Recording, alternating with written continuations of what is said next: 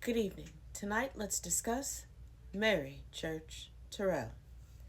Mary Eliza Church Terrell was a well known African American activist who championed racial equality and women's suffrage in the late 19th and early 20th century. An Oberlin College graduate, Terrell was part of the rising black middle and upper class who used their position to fight racial discrimination. The daughter of former slaves, Terrell was born on September 23, 1863, in Memphis, Tennessee. Her father, Robert Reed Church, was a successful businessman who became one of the South's first African American millionaires. Her mother, Louisa Ayres Church, owned a hair salon. She had one brother. Terrell's parents divorced during her childhood. Their affluence and belief in the importance of education enabled Terrell to attend the Antioch College Laboratory School in Ohio and later Oberlin College, where she earned both bachelor's and master's degrees. Terrell spent 2 years teaching at Wilberforce College before moving to Washington, D.C. in 1887 to teach at the M Street Colored High School.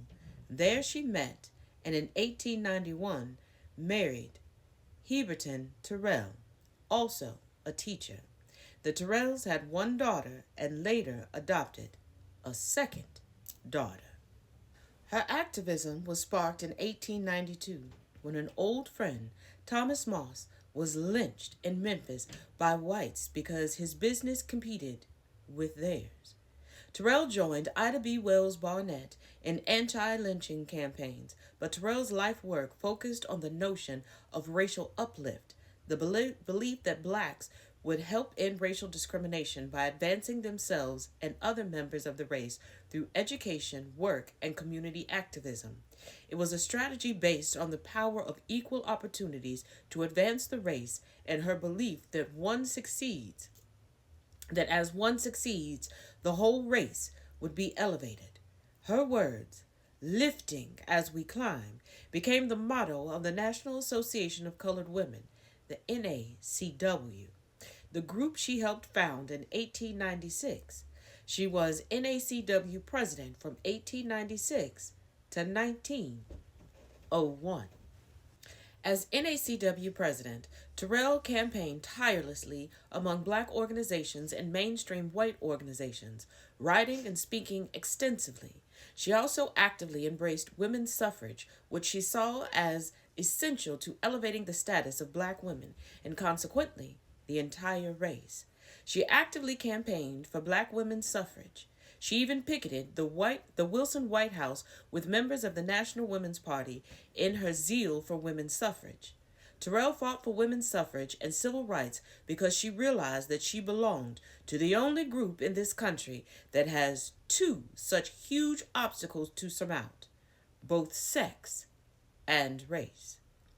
In 1909, Terrell was among the founders and charter members of the National Association for the Advancement of Colored People, the NAACP. Then in 1910, she co-founded the College Alumni Club, later renamed the National Association of University Women. Following the passage of the 19th Amendment, Terrell focused on broader civil rights. In 1940, she published her autobiography, A Colored Woman in a White World, outlining her experiences with discrimination. In 1948, Terrell became the first black member of the American Association of University Women after winning an anti-discrimination lawsuit. In 1950, at age 86, she challenged segregation in public places by protesting the John R. Thompson restaurant in Washington, D.C. She was victorious when, in 1953, the Supreme Court ruled that segregated eating facilities were unconstitutional, a major breakthrough in the civil rights movement. Terrell died 4 years later in Highland Beach, Maryland.